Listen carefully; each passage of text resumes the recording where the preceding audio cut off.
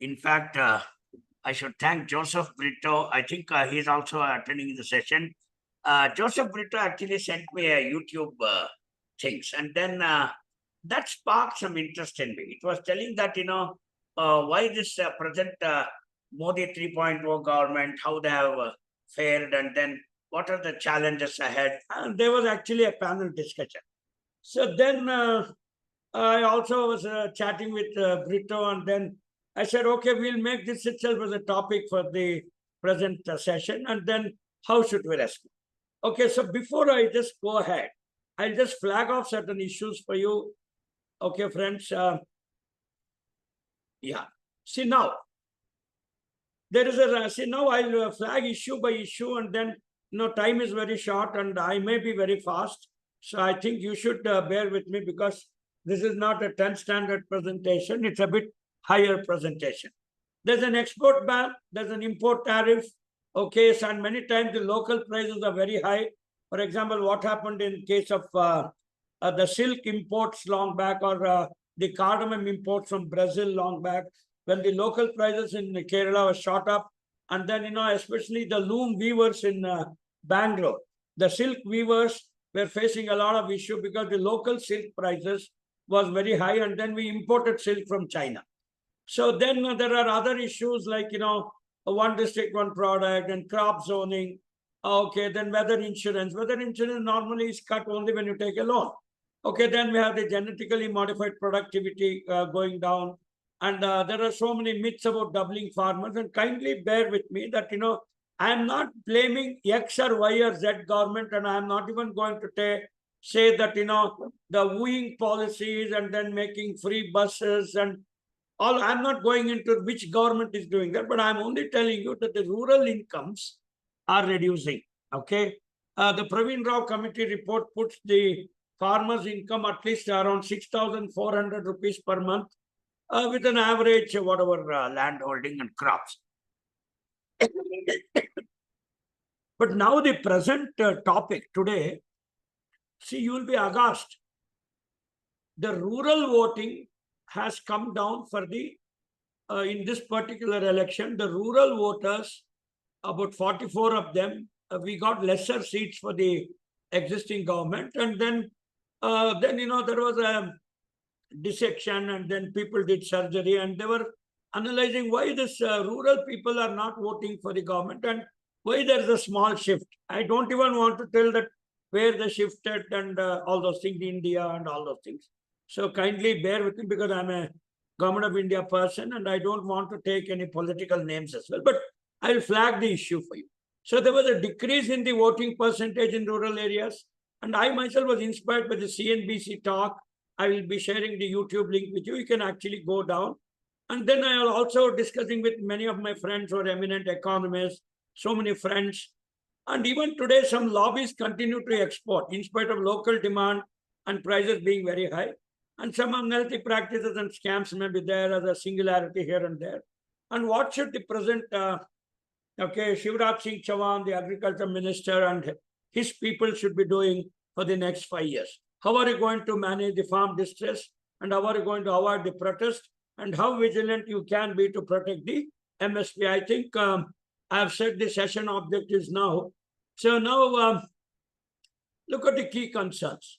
So inflation, food inflation is very high. Okay, therefore there was an export ban in rice. Okay, there's a slowdown in consumption, a lot of unemployment in the rural areas. So this has affected the voting pattern, lower voting in Maharashtra, Haryana, and Punjab. Then there's an increased investments, and there is a need for increased investment, reforms, technology, and more. The roadmap for farmer welfare and more. What are the things? So these are the excerpts, and of course, not only these three economists, but I've taken my own economists, my own experience. I tried to integrate in this particular talk. So you can see Manisha Gupta from CNBC there. Siraj Hussain was a former agriculture secretary. Devinder Sharma was an agri expert. I'll share the video. You can go through it. Atul Chaturvedi represents the industry from Sri Renuka Sugars. But, this particular voting pattern, which was only in Maharashtra, Haryana, and Punjab, this is called the reverse voting swing for the NDA presently. But the same thing did not happen in Madhya Pradesh and Odisha. Already the new government is going to take place in Odisha, and Madhya Pradesh were also happy, for which Shivraj Singh Chauhan has been given the agri minister. It's a very great move, I can say. He's a very great player. So now, what really irked the farmers? The export ban must have irked the farmers. Then wheat and rice growing farmers, okay, they put export ban, and the NFSM, the National Food Security Mission, can absorb only 80 million metric tons of rice or wheat to put it in our FCCI godowns. And then the sugar industry was hurt a lot. And, the farm gate prices, and, when you take a sugar cane to the sugar mills, they reject it because of, less sugar content and so on. So ultimately what happened was the farmer's income is not increasing. The food inflation is very high, and the expenditure on health is also increasing even in the rural areas. See, earlier there was a myth that the rural area people are very healthy, they don't have BP, sugar, but that is not the question, and the health is also a big concern in the rural areas. So maybe the farmers are getting irked, and then this sort of a voting pattern. Then obviously the concerns are that in the agri sector and the rural sector, which we are talking today, the challenges for the present government are, earlier we have failed to achieve the target of doubling farmers' income, which was supposed to be by 2021. And then the farmers' debts are continuously increasing. See, because, the cost of cultivation is increasing, and thereby everything is increasing. You don't get a labor less than 300 rupees. And, the women and the men labor are on par. Even in the MG Narega, they come and put the attendance, and, the labor is a pampered class today. So look at the mustard. For example, mustard sells below the MSP. See, suppose, in Bajra, the MSP is 2,100. So I had a project of the FPOs in Koppal. I was doing this project with IFCO. To my surprise, most of the products are selling less than the MSP. So don't you think it's a concern? It's a distress for the farmers, and you can't do what else you can do. So the government has to look into it, how to defend the MSP. See, yesterday our Indian cricket team, they defended the total, and we came out in flying colors. So everywhere, when a policy is made, when an MSP is made, see, I am an agriculture extension guy. I always keep thinking how these policies can be converted to extension strategies, and how I can bring satisfaction among the farmers, which is also called as positivism. Okay, we also call it as liberalism. Liberalism is a psychological phenomena to bring positive attitudes in the technology. So that's where I come, because I'm a principal scientist at IIHR. So it is my duty to develop the positive attitudes for the farmers. So when this is the case, there are poor yields, fluctuating commodity prices. Okay. So who has to be in the opposition in 2029? Okay, the one who can answer these questions will be definitely winning the next election as well. So now there are some big agri sector. What does it expect? So there should be an increase in investment and reforms at state level. Obviously, the APMC and the other reforms where the farm laws are withdrawn. So you can come out with a new avatar of the farm laws. So it can increase the agri infrastructure and so on. Post-harvest value addition is another area. There is a separate minister of state for this particular sector. Okay, and especially there were losses at Muzaffarnagar, a major sugarcane belt. It also faced loss in the Maharashtra's onion growing belt. See, because onion export is banned, and then rice export is banned, and then the sugar cane industry, or the sugar industry, when farmers take the cane to the factories, they're rejected. So then, obviously, I told you the Praveen Rao committee report just put the farmers' income at around 6,400 rupees per month. The farm incomes are at the bottom of the pyramid. So when a small, taxi driver can get about 15 to 20,000 rupees, the farmers, even with an average 3 to 4 acres, are getting things. The urban incomes are very high. I need not feel jealous or envious about them, and that's definitely not the concern of my discussion today. So, the farmer protest between 2021, and then there were many rhetorics and narratives for that, and it is a whatever, I don't want to discuss. New farm law was seen as an attempt to privatize agriculture and then give a boost. So nothing came out, and it was withdrawn, and the Indian farmer is incurring continuous losses year on year. Okay. So obviously, you know that about 2 years back in February, Haryana farmers marched to Delhi very recently. And, many of our mango melas were cancelled. We were supposed to go to Delhi from IIHR. So we could not do it. In the UP West, farmers are protesting on the Delhi East border. So now let me flag off certain issues. Farmer is a producer and consumer, but he does not have the disposable income to go into the Pura. Pura means what? What Abdul Kalam was saying, providing urban amenities in the rural areas. Everybody wants health, health, education, and income, which is really not coming in the rural areas. Therefore, there's a lot of out-migration and less of in-migration. So the demand of consumption is very inelastic in rural area, and this is also true with the agri inputs and outputs. Okay, just because the price of agri inputs reduce, you cannot stock 200 bags of urea, or you cannot buy 200 bottles of pesticide. Similarly, on the output front, just because the tomato prices crash to 5 rupees, you will not have 50 quintals of tomato in your house. So how to raise the farm income? So you can balance the export-import policy. Either you lift the rice export ban, because China is the #1 importer of rice today because of the poultry industry. And then, of course, if you don't lift the ban, farmers don't get prices. But at the same time, if we don't ban export, the local prices of rice will shoot up, and then you have a problem with the food security. And of course, nutritional security, we are already low. Then, there is a Swaminathan committee with recommendation on farmers' income. So that has to yet to take, that's still in the dream level, and it should come to the real level. So I told you about the 6,400 rupees per income, the Praveen Rao committee report. Praveen Rao was the vice chancellor of the Professor Jaishankar Telangana State Agriculture University next to our NAR. So that is called the Praveen Rao committee report. You can actually Google out and see it. So then how this MSP case should be defined, and then how to protect this MSP and how to defend it by any government. So MSP is the comprehensive cost of cultivation plus 50% profit when you put it. This is what the Swaminathan committee says. The burden is only 22,000 crores per year. It's not much. And please don't think, and we have this apprehension that exposing farmers to market will increase their income. I'm sorry, we have to insulate them. You will make the farmers more vulnerable. Even in US, Europe, farmers are insulated, even in Japan, everywhere.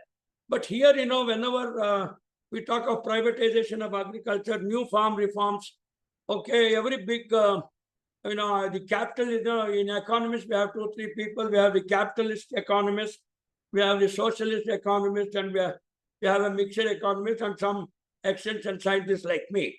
So the capitalist economists were all Adam Smith's chelas. So they say, no, so much of, subsidy is a burden, and helping them is a burden. And, all those things they told. I'm not very sure how it works. But let us stick to the thing, what the government should do. So now, the budget, see, for example, for agriculture, 1.25 lakh crores has been given for the agriculture. Okay, out of the 48 lakh crore budget. So that means what? Out of this 1.25 lakh, 60,000 crore is going to PM Kisan Nidhi. Yesterday, Modi ji signed that document. I think you all saw on the TV. So only 75,000 crore is left out. So, for example, the farmers are 50% of the population, which comes to 700 million. So even if you go by the Atalji's statement in 1996 in the 13-day government, he said, see, suppose if farmers are 50%, 50% budget should go to the farmers. Anyway, we will discuss the feasibility of this. I was actually WhatsApping to all my economists in the morning because this was a very crucial topic for me and agriinformation.com as well. And Joseph Brito sent me that YouTube. It was really triggering because normally I don't prepare so much for a lecture, but today was quite challenging. Thanks, agriinformation.com. So now Vajpayee in 1996 promised that around 60% budget will go to 60% rural people. So I was asking my economist friend, Dr. Kondapi Srinivas, he works at NAM, and then he tweeted and he sent me a message. I'll tell you. Okay, this is how the Atalji's theory should be applied. If 50% on the population is 700 million, give 50% or 60% to the farmers. But there's a lot of fluctuation in commodity prices. Then, another question even Atalji used to ask, should farmers be left at the mercy of the market forces? Okay, or there was another question in that NDA 1.0 government, when the Vajpayee government, whether you want going to defend MSP or you are going to leave them to the market or create a market ecosystem. See, today, the DBT, the direct benefit transfer on one side, which some proponents are doing, and then creating a market ecosystem to have the market reforms with ENAM, okay, then REMS, regulated electronic market. But none of these things are increasing the income. So even I have discussion with my economist friends. Then, what is required, as Vajpayee was saying, was you require a commercial intelligence versus market intelligence. See, market intelligence, what does it say? It says, okay, suppose you put a crop now in Kharif, and in under 3 months, what could be the lady's finger price, about 12 rupees in the Otanachatram market in very near Coimbatore. So this is market intelligence, but I don't want that. I want a commercial intelligence in the sense, say, suppose I am a farmer, either you defend my MSP, or you get me the cost of cultivation, or get me the DBT, or go with the Praveen Rao committee report and do something. You can't make me vulnerable. See, when you are giving a tax holiday for the software industry, when you are giving so many softs for the big and heavy metal industries, so luckily, Mr. Kumar Swamy from Karnataka is our heavy industries minister. So how should we go about? See, now, for example, India is the #1 importer of palm oil from Malaysia, okay, and all Singapore and that countries. So the edible oil import duty should be tweaked to encourage local commodities also get their export. See, we have so much of soya bean and soybean oil, and then we also produce palm oil. For example, Andhra Pradesh is the #1 palm oil producer. But in spite of that, we import. So then how to jack up the prices or tweak the import duties so that even our local palm oil producers, palm oil in Pedavegi and in that part of coastal Andhra will also get a good thing. So therefore, the issues, when I continue, we can quickly say that we don't have an ecosystem to buy all the pulses produced inside. So ensure MSP, how are you going to do it? And to our dismay and our surprise, the productivity of the genetically modified mustard is still very apprehensive. Therefore, people think that importing oil from Malaysia, especially palm oil or some other oil from other countries, is cheaper. So indirectly or directly, we are consuming more GM edible oil because the cattle is fed with the GM cotton seed and all those things. So our milk is also GM. So where is the apprehensive and concern? So what we wish is, I'm not in the agri ministry, but I'm a part of the agri ministry because I'm only a principal scientist of the ICR system. So therefore, farmer welfare roadmap with timeline for under 5 years. These are some of the challenges for Shivraj Singh Saab. Then pushing for technology and higher yields. Obviously, the ICR and agriculture universities are also doing, and from the extension system, we have already trained all our farmer producer organizations. Okay, they are also doing sustainable and organic farming. Of course, my friend Dr. Ranjit Kumar works on the zero-based natural farming, whether this could be an alternative, but only the apprehension is you should not go the Sri Lanka way and then get doomed. So, and we should have both going in parallel. And at the same time, I also discussed with my economics friends whether the organic products and the ZBNF products are fetching a premium price. To my surprise, it is not. They get the same price. So then, climate-resistant agri systems, especially we have the NICRA project of the ICR, National Initiative for the Climate Resilient Agriculture, and then a lot of funds we get from the CSR, from corporates. Wipro is one, and BL, we got the digital agri-horti project. A lot of research is also going on in this direction. So I don't know whether you can avoid export ban, or can you avoid the onion and rice export ban which are presently there? Are you sending wrong signals by banning the exports and not allowing the farmer to fetch their realistic prices? So what is required is a sustainable policy, a good import policy. So there are a top 5-point agenda here. Okay, obviously the first one should be to create more non-farm jobs, which is not coming. More of the jobs are only urban in nature. I find a lot of out-migration. People come here even for a menial, housemaid job. So in each house, they get 3,000 rupees. My maid servant works in 4 houses. Okay, 3 4s are 12. 12,000 rupees, she can do it. But even if a farmer puts all his efforts, I told you about the Praveen Rao committee report, you have to increase it beyond 6,000. There are so many labor-intensive sectors, okay, where they can be meaningfully employed. Obviously, earlier we had the JRY, Jawar Rozgar Yojana, and of course the MG Narega is still there, but with a guaranteed 100 days of employment. So now, some of the issues for the new government is increase in investment and reforms at the state level, not just at the central level. Especially post-harvest value addition is an important area. I told you there's a dedicated Minister of State for this. And then sustainable and organic farming systems, ZBNF, and so on and so forth. And obviously guaranteeing a premium price.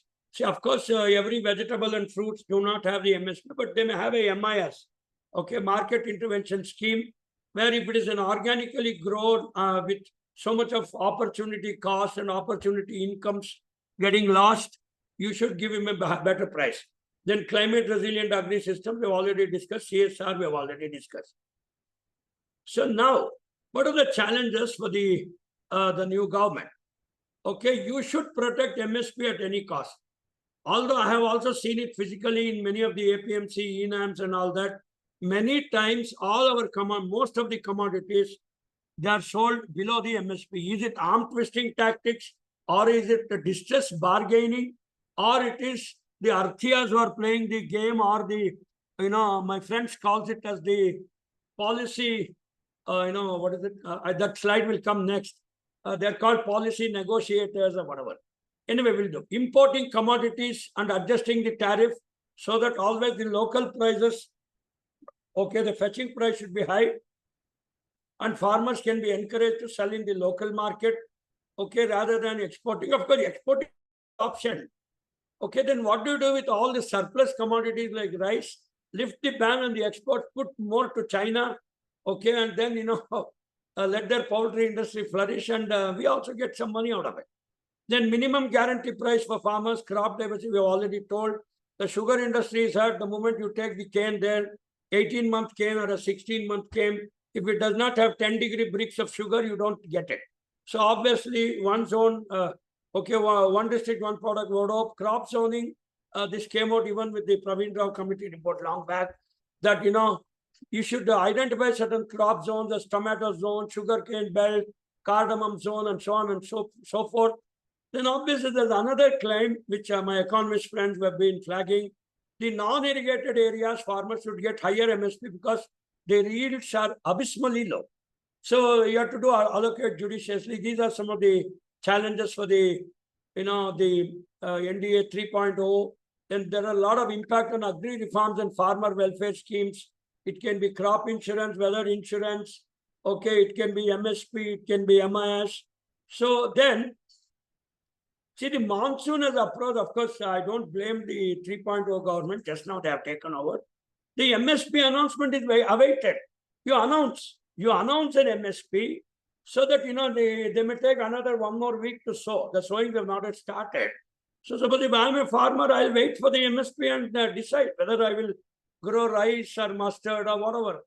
Okay, I don't know. But so therefore, the issue which is flagged off here is the MSP must be announced very well in advance. Of course, this time you please excuse them because the government was just formed on the 7th, whatever. So you be aware. So poor yields and fluctuating commodity prices, there's a lot of volatility in the prices. I can say, especially in horticulture, 354 million metric tons. And then in agri also hovering around 350. There is a glut sort of situation because of lack of value addition. Let me be very frank with you. People are afraid to grow. They don't get the cost of cultivation. No, I don't know, because, I don't know what the agri ministry will do and what my agri economists will do, what the various things. You have to design certain game theory. Why market price is below MSP? Or you should all be anybody, whether private, government, or NFSM or whatever. Of course, they all give you correct MSP. Or you give some subsidy. There is an input subsidy. There is an output subsidy. Okay, you protect that MSP. Then the Atalji's theory of 60% budget to 60% population. I don't know. My friends have different opinion. Arey bhai, when mobile phone prices, 5G and real estate prices are increasing, you don't protest. But when farmers have to get a good gate price, you bargain there. See, this time, in spite of the mango decreased yield because of alternate pairing, still mangoes are available everywhere. Excellent mangoes, I can tell you. This year, the mangoes were much better than the last year. Prices are also very, very meaningful. And, here also I'm telling, I always gave, even in the last class, that Kesar Alfonso mango sells at 300 rupees in the Bangalore market. If you go 300 kilometers from here, in the Koppal market, it is just sold at 100. So there is no value addition required. It is only a time value addition and a place value addition. Try to give them a small, a shop or some outlet, whether at IAHR or at UAS or so many government establishments and government organizations and lands are available.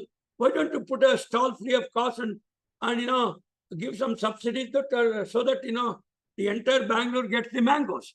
And why should these mango growers be on the Nelmangla highway and then catch hold of all the people who are traveling to buy the mangoes?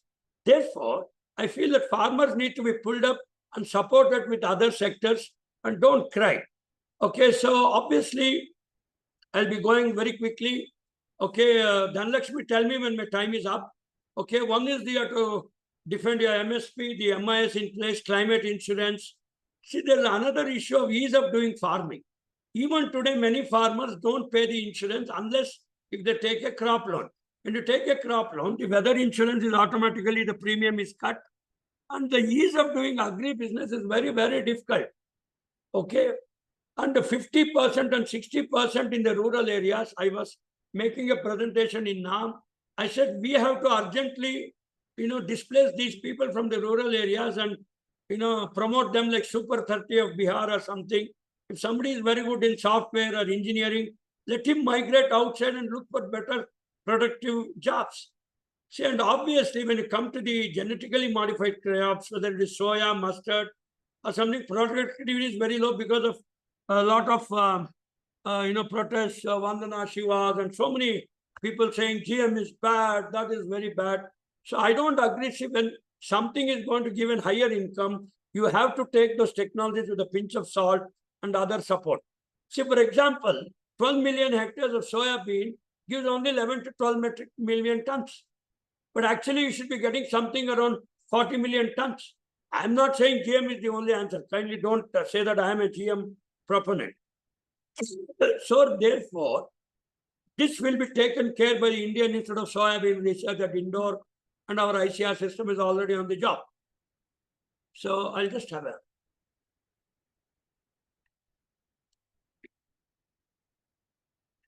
So, why not higher MSP for soybean? Why not higher MSP for mustard? Because these are all our edible oil crops. And why import a lot of palm oil? Because that oil is the one which is used by the poorer sectors. So people use only this oil in the roadside when you eat samosas and jalebis. So we also say tone down the urban buyers. Don't ban ethanol production from molasses or whatever. Of course, you people will say that people are becoming drunkards and we should put a ban on ethanol and then put a ban on, do all that. Who told ethanol should be only drank as a liquor? There are so many other industrial applications. So you should have a very sharp commercial policy to defend and see that the farmers are protected in the coming 3.0 government. So now this is the YouTube I've shared and she will be giving it. So there are so many things for Shivraj sir, our new agri minister, sir. Don't ban anything, allow free flow of technology. So of course your ministry, you are very intelligent. We'll be devising a game theory. We'll be defending the MSP. So instead of putting all the money in only developing the market ecosystem of agri, you can also think of a lot of DBT. It is not very alien. And, Atalji told it way back in 1996. And today the other mediocres are improving the position based on this catch. And obviously yesterday, Modi ji signed the first file on DBT. Okay. And of course, you should not go on telling, okay, if you give direct benefit transfer, okay, people will consume alcohol. See, that is a very wrong way of looking at it. This is what my friend Dr. Kondapi Srinivas has sent me the message with due acknowledgement to him. I'm making the statement. So the Atalji theory we have already told. again, Dr. Kondapi was discussing in the morning. He's actually an economist. So he says 60% budget giving to 60% of rural India is not feasible. That's one opinion, because we have to see the returns on investment on both sides. Maybe the second priority, Kondapi says, is providing urban facilities in the rural areas so that the out-migration is going to decrease and people will have more value addition jobs in agri in rural area itself. So obviously, the present government is also focusing on three areas. Of course, the agri ministry is already on the job, both the MOS and the cabinet. Okay, how to bring the remunerative prices for farmers by reforming the existing marketing structure. Obviously, ENAM is in place, REMS is in place. Okay, we had that new farm laws. Maybe it will come back in a different avatar. So obviously, rising productivity is one of the concerns, in which ICAR and agricultural universities and KVK have been, and the entire National Agriculture Research Extension System is doing a very wonderful job. Then reforming agriculture policies. Of course, we have an NCAP, National Center for Agriculture Policy Research, right there sitting at Delhi. Okay, they also keep rolling. Then IFPRI is another thing where a lot of the scientists are working, both India and abroad. So they also keep thinking that how in the South Asia, Pacific and all, what things could be done, especially for India. This is another thing going on. So now they say policy entrepreneur. This is what my friend Dr. Krishnan sent it. So with his due credit, I said I'll be using this in one of the slides. And then, Dr. Kondapi told, in Hindi, we call them as dalals. So obviously, just like you have a Prashant Kishore or you had a Pandian for as a political entrepreneur, you can have a policy entrepreneur. I don't know from where they will come, whether from Punjab, Haryana, Tamil Nadu, where they will come. So they have to influence the policy making for the agri ministry, and then in a single window, okay, whether it is resource availability, okay, how to build opinions, how to motivate, or what other interest groups. Already we have the commodity interest group, we have the farmer producer organization. Then what is the institutional stance of the various state government? Of course, in center you have a different government, in state you have a different government. And then, they say agriculture is a state subject. So how this unison and convergence and coherence is to be brought about is yet to be seen. So thanks to Dr. Krishnan, who sent me this particular visual. And then, so obviously the government is also thinking, my friend sent it, is considering allowing the import, okay, GM corn imports and lower duty. See, obviously, see what will happen is when you export everything, there is a domestic demand is higher, prices get jacked up. And then, for example, I told you the silk example long back, I think about 10, 15 years back, our silk weavers in Bangalore were affected because the local silk prices were very high, and then we had to import silk from China. So all these games, of course, even what's her name, Tamanna Chaturvedi was telling me that, you have to play with some of this import-export policies to bridge the supply deficit and so on. Again, thanks to Dr. Kondapi here for giving me this slide. So food inflation continues. Okay, it's 11.5. And then, see, sometimes we also say that if the food inflation is higher, the producers get a better price. And therefore, by banning the rice export, you are indirectly helping the local producers of rice to get a higher price, but it is not guaranteed. So therefore, the government has to do something and defend this particular score. Okay, so all these things you have already known. So I told you, Directorate General of Foreign Trade will work on this global prices, how to cut the imports and enhance import. So, for example, we import a lot of timber from Malaysia, formalin. I told you all those things. So don't kindly, tell like a NGO activist and say that, oh, import is very bad, Swavlamban Bharat, and therefore everything should be produced here. But you should also see the consumers on the other side, not just the producer. So anyway, it is my friend Dr. Dastagiri used to tell at NAM. So you should devise a game theory, to control many of these forces and not just leave farmers to the market forces, increase the vulnerability. So obviously all these things, We are the largest exporter of rice, and our basmati rice is a premium, especially we have the Pusa basmati coming from the ICR system. Dr. Mahapatra was the breeder of that. So be very proud that we have technologies which make money. We have technologies which can totally turn around the Indian economy in agriculture sector. Be very, very proud, both in horticulture and other things.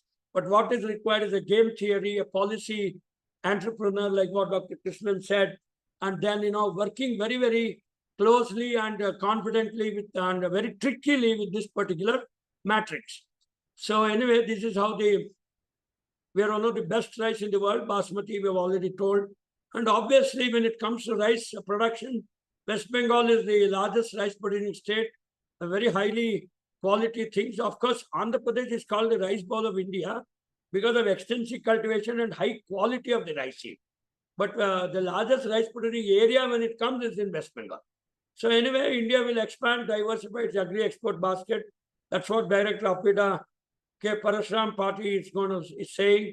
Then obviously imports, I've already told you about palm oil and all those things. And thank you very much. So, okay, I will quickly step down and then I will open it for discussion. Thank you, sir. Thank you very much, sir, for a wonderful presentation. I will take up the question. I'll stop sharing. Yeah. Yeah, please, sir. Yeah, please. Okay. Whether Joseph is there in the session, Brito is there? I don't know, sir. He has not come. Because he was the one who triggered this topic. So I wanted to meet Joseph and say thanks to him. No, he has not come. In case you call him and tell that I express my thanks to him. Yeah. Sure, sir. Okay. Open for questions, please. Okay. How does the Indian agricultural sector compare to those other major agricultural countries in terms of productivity and sustainability? See, now there are two things you are asking. See, productivity, we are far behind China. This we have already told. And of course, US and Israel, and of course, they are all smaller players. See, you should not go with the productivity. What is of the Indian agriculture with 640 point whatever million hectares of the agri land?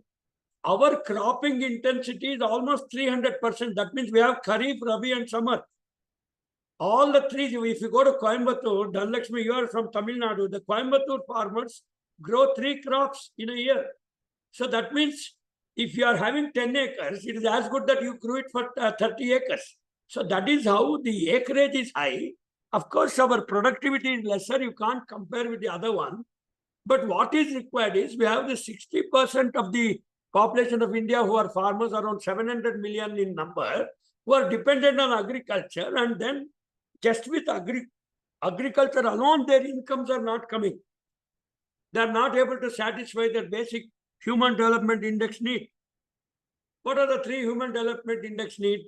One is the income, the other one is the health, the third is the education. This they are not able to meet. This is where the farmers' distress in terms of MSP, MIS is coming. And that is where the government has to design a game theory or a game plan. Okay. What role does technology currently play in Indian agriculture, and what are the barriers to its adoption? Yeah, see now, today we discussed a lot about agriculture economics, policy, and so on. From the technology point of view, the 124 ICR institutes, 67 agriculture universities, 726 Krishi Vigyan Kendras, okay, around 10,000 farmer producer organizations in this country are taking the new technology, and the extension system is transferring the technologies through the commodity interest group, the farm interest group, and the women interest group. And we are already very high in the production. If not the productivity, look at it. 254 million metric tons of horticulture, around 250 million metric tons of agriculture production, with 300% of cropping intensity is not a small joke. Of course, in fisheries, we are very, very high. So when you put all these things, but still what has happened is the GDP contribution of the entire agriculture is abysmally low at around 13%. Whereas our software exports and the service sector, they contribute up to 67% of the GDP. So therefore, agriculture, although in terms of volume, production, and other things are very high, but the contribution as a percentage to the GDP is less. This is where the urban software engineers and the urban sectors are always pampered, and they get a bigger share of the pie, both in terms of investment and also in terms of income and the standard of life. That is where the Pura is going to come into picture, with Abdul Kalamji told long back, providing urban amenities in the rural areas.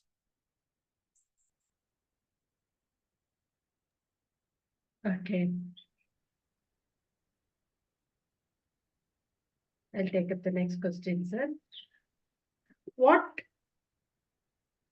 recent policies have been implemented to support the agricultural sector, and how effective have they been?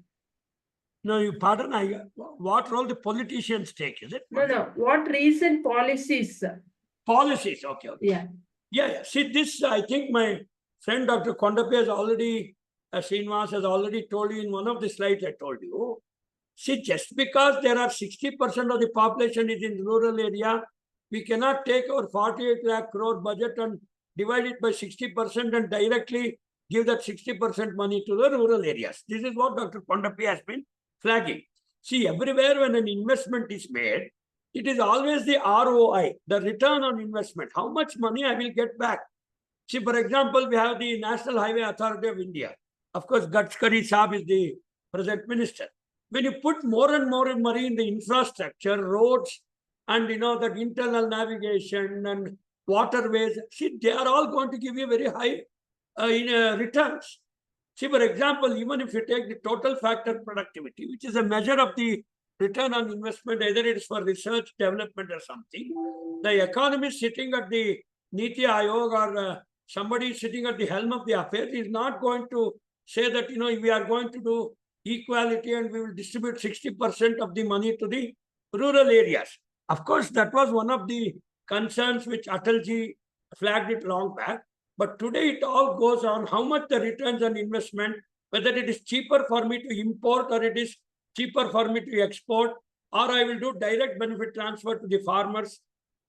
This is how they are going to do it. We can't say, see, farmers cannot always say that, I'm having farm distress. So I don't even think that the policies are against farmer as well. So this is what the opposition or anybody who is opposing any policy will take a catch and sit on the road and create a protest. So I told you that this particular session of mine is an apolitical. That means we are not worried about which party comes into power, but everybody, when they sit in power, will have this balancing of these equations to its fullest experiment, especially when you apply things like linear programming and so many other advanced metrics. You can't put every money in one sector. And at the same time, we cannot say that our social causes and our rural development sector is done. We have we have Shobha Madam coming at the, small, medium enterprises. I'll be taking a session for them on the 17th. So every sector will get the funds or the boost based on the returns it's expected to give, and nothing more than that. See, we can't take, today's days are not like the Green Revolution days. Even if you analyze the 7 5-year plans, different priorities have been given in different 5-year plans, just based on the returns on investment and how good we can do for the society, keeping social equality, equity, and so on. Thank you. Okay. What are the economic implications of current agricultural practices on small and marginal farmers? See, now, I don't know whether I can make this statement because many of my colleagues of ICR will be hearing and many of my students will be hearing, and they should not get a wrong opinion that their teacher has told like this. See, one thing is the small and marginal farmers have to be supported, number one. Second thing is, if you put them and make them vulnerable for the market forces, they will be forced to leave farming. So indirectly, we are encouraging them to migrate. That should be avoided. Obviously, there are schemes like MG Narega, JRY, or DBT, direct benefit transfer, and hand-holding them. And you were very famously listening to the statements made by many politicians recently in the election campaign. 8,500 rupees आपके खाते में खटाखट खटाखट खटाखट. So I don't know whether this Khatakat should help. And I'm not blaming XYZ. Kindly don't make me a party to these statements. I am also a viewer like you. I also see on the TV. I don't know whether Khatakat can be done, or you will put money in infrastructure, you'll put money in research, or you'll put money in the market reforms, or you will put money, I don't know where. I mean, this is a very tricky balance of how you balance your decisions. It's very difficult. See, don't think there are less talented people sitting at the center. Oh my God, half of the ministers are doctorates. We have a big Niti Aayog, extremely brilliant economist. In fact, our Manmohan Singh himself was an economist. Brilliant. I can say nowhere other than in the world you have such a talented policy maker and such a talented politician. Hats off, I should say. In spite of this, the challenges are also enormous for the marginal and small farmers. I think they will have to be protected if you want to keep them in farming. There's no other way. How you protect, I've already given you the various examples and suggestions. Okay. How can agriculture be made more profitable for farmers, particularly in the face of fluctuating market price and input costs? See, now this is again, it is like the tongue of a snake. It's always twofold. So, see, one thing is, if you go to any supermarket today, you get a Australian juice, or you get what is that? California apples. You get California almonds. So that is our import policy after liberalization. At the same time, you have produce coming from local areas, which might not be as superior as the California almonds or the apples or the Australian grapes. So in this situation, okay, even, and don't say that we don't have quality. For example, basmati rice, that is number one in the world. As far as the quality is concerned, milk production, we are number one in the world. But unfortunately, when our fruits and vegetables are put in the export market, either they suffer a rejection because of the high contamination of pesticides or some chemicals as the residues. So therefore, all this which is required is, if you are going to be an exporter, well, the international standards you will have to adhere. Okay? And every time you cannot say that I am growing an inferior crop, therefore give me reservation in XYZ. That is also not a feasible option. So you should be working on two fronts. One is on the productivity front. The second one is on the quality front. And because already there is a glut sort of situation in some commodities, apple, almonds, available all 365 days in the supermarket with very superior quality juice. I'll give you an example of Mala's juice. I think many of you would have drank. Mala's juice comes in lychee flavor, strawberry flavor, and green apple flavor. IIHR also produces the juice. Same 750 ml of the juice of Mala's sells at around 135 rupees. The IIHR juice, when we produce, our production cost, and when I put it in the market, comes to 200 rupees. There is a straight away, okay, a reduction of 70 rupees. So definitely, even although I am an IIHR scientist, I prefer to buy a juice crush or a thing from outside for 135 rupees. Why should I buy it for 200 rupees? Of course, I love IIHR and I'm a very big patriot, so I keep buying. So this is how the international market, the demand and supply is working. Okay. What strategies can be employed to address the issues of rural poverty and unemployment through agricultural development? Yeah, see, this we have already answered in one of our slides. Creation of more and more rural jobs. For example, there is a RCT. RCT means Rural Self-Employment Training Institute at every district level. Okay, then you have this district training institutes are there. All vocational trainings and many things are there, especially on rural sanitation, rural health, water, and so many things. So many jobs are being created through this vocational training and so on and so forth. There's a lot of hand holding. The MSME. Okay, one of my students she's a director general of the NIMSME at Hyderabad, Hapsiguda. Okay, National Institute for Medium, Small, Medium, and Enterprises. So they have this IEDS, Indian Enterprise Development Service, just like you have the IAS. So these are all the IAS officers who clear an UPSC exam and the IEDS officer is selected. So I will be training a batch of these officers on the 17th. So lot of these micro enterprises, pitch funding, hand-holding, technology integration, in all fields, the training is given, okay, with a very modest investment, about 5 crores, even in the agri infrastructure fund, for 3% interest, you get this money. But to my dismay and utter surprise, the data reveals that many of them are not sustainable and not able to earn incomes, and they are living away after 3 to 4 years.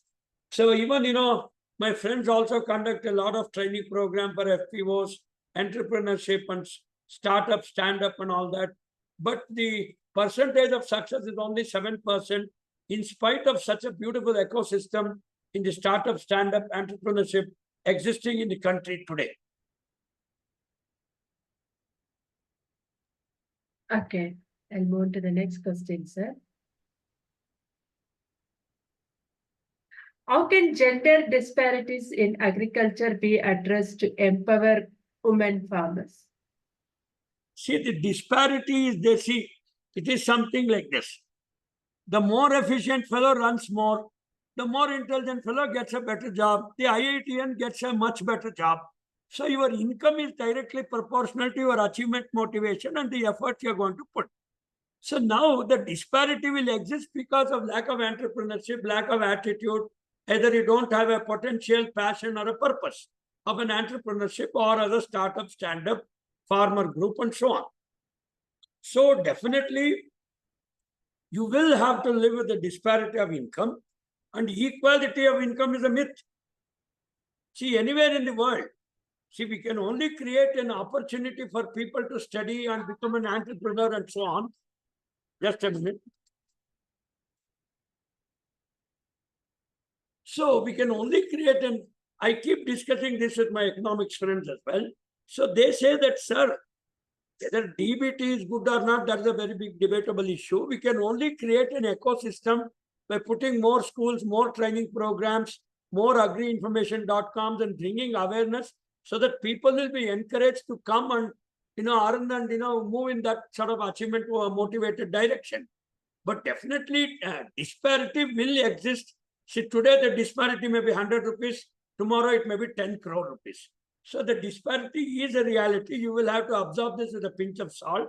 And in Telugu there is a saying, Sameta, Kantakataku Banta. That means when you make a tuft of a leaf or something, whatever is your bundle size, that much money only you will get. If your bundle of coriander leaves is a small one, you get only 10 rupees.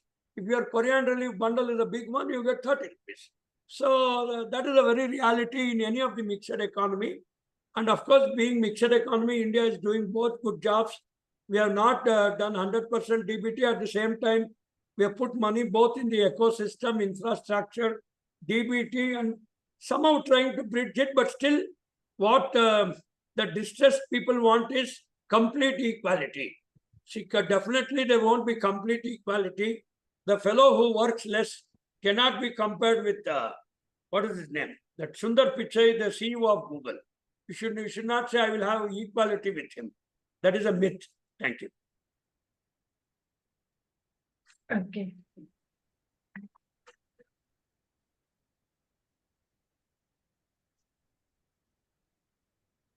What role does agriculture education and extension services play in shaping the future of Indian agriculture?